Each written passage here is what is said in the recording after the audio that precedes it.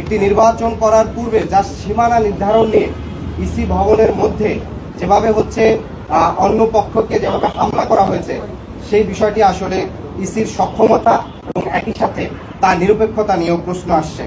একই সাথে আমরা আরেকটি বিষয় গত কয়েকদিন ধরে লক্ষ্য করেছি যে সরকারের পক্ষ থেকেই কিন্তু গত 3টি নির্বাচন যে জুলাই ঘোষণাপত্র দেওয়া হয়েছে, সেই ঘোষণাপত্রে সরকার উল্লেখ করছেন গত 3টি নির্বাচন অবৈধ নির্বাচনের মাধ্যমে ফ্যাসিস্ট সরকার এখানে চেপে বসেছে।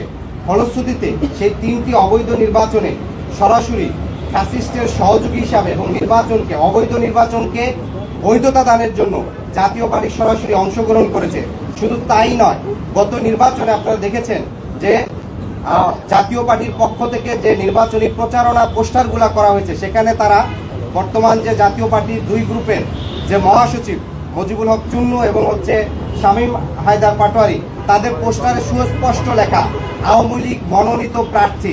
তার মানে জাতীয় পার্টি এবং আওয়ামী লীগের মধ্যে কোনো পার্থক্য নাই।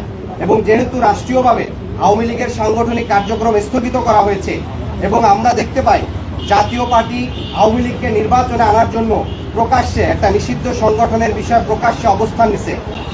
নিষিদ্ধ সংগঠনের বিষয়, সন্ত্রাসী কার্যক্রমের বিষয়ে সুস্পষ্ট অবস্থান নেওয়া এবং বিগত সময় অবৈধ সংসদকে বৈধতা দানের তাদের যে পদক্ষেপ, সে বিষয়গুলো আমলে নিয়ে জাতীয় পার্টির সাংগঠনিক কার্যক্রম যেন স্থগিত করার বিষয়ে সরকার আরো বেশি কার্যকর হয়, সেই বিষয়টি আমরা প্রধান উপদেষ্টাকে আমলে নেওয়ার জন্য বলেছি। ওভারঅল আমরা 5টি বিষয় বলেছি। শহীদ আহত পরিবার, প্রবাসী যোদ্ধাদের বিষয় বলেছি, গুম কমিশনের বিষয় আমলে নেওয়া এবং আগামী নির্বাচন গণপরিষদ নির্বাচন অনুষ্ঠিত করা এবং একই সাথে আওয়ামী লীগ এবং জাতীয় পার্টির বিষয় সরকারের আরো কার্যকরী ভূমিকা। আওয়ামী লীগের যেসব হত্যা মামলায় যারা এখনো মামলায় আছেন, তাদের অনেককেই আটক করা হয় নাই, কিংবা যাদের বিরুদ্ধে মামলা হয়েছে সরকারের কাছ থেকে সুস্পষ্টভাবে কোনো সমন্বিত পদক্ষেপ আমরা দেখি না। অনেক সময় দেখি একজনের নামে অনেকগুলা বেশি মামলা হয়, যে মামলাগুলো অনেক সময় মেরিটলেস হয়। ফলশ্রুতিতে এটি একটি নানা ধরনের কনফিউশন তৈরি করে।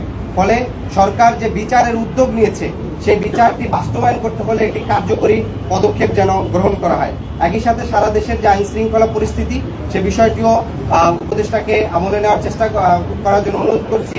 আর সরকারের পক্ষ থেকে আমরা দেখেছি যে বাংলাদেশে একই সাথে অনেকগুলো বিশ্ববিদ্যালয় ছাত্র সংসদ নির্বাচনের বিষয় সরকার উদ্যোগ নিছে, সেটি যেন সুষ্ঠু সুন্দরভাবে অনুষ্ঠিত হয়, কোনো ধরনের বাধার সম্মুখীন যেন না হয়, সেটি বিষয়ে যেন কার্যকর পদক্ষেপ নেয়। যে জুলাই সনদে আমরা এর পূর্বে বলেছিলাম যে সরাসরি নারীর আসনে নারীদের প্রার্থীর বিষয়ে পুনর্বিবেচনা করার জন্য তা 100 আসনে সরাসরি যেন ভোটের বিষয়টি তারা দেখে।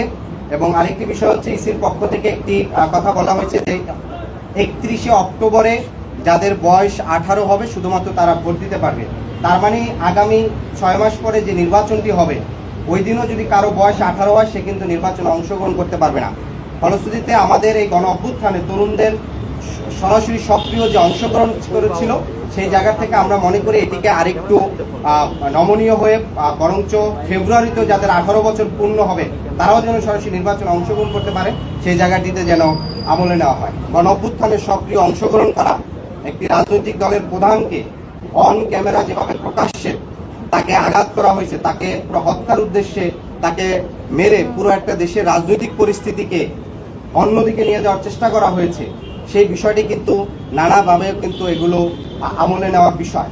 ফলশ্রুতিতে আমরা এই বিষয়টি আমরাও মনে করি যে বিভিন্ন এস্টাবলিশমেন্ট, বিশেষ করে এখানকার বিজনেস এস্টাবলিশমেন্ট, মিডিয়া এস্টাবলিশমেন্ট, সরকারের ভিতরে থাকা নানা ধরনের সংস্থাগুলো একটা তাদের পুরনো কাঠামো ধরে রাখার জন্য মরিয়া হয়ে যাচ্ছে এবং নানা ধরনের তৎপরতা দিচ্ছে।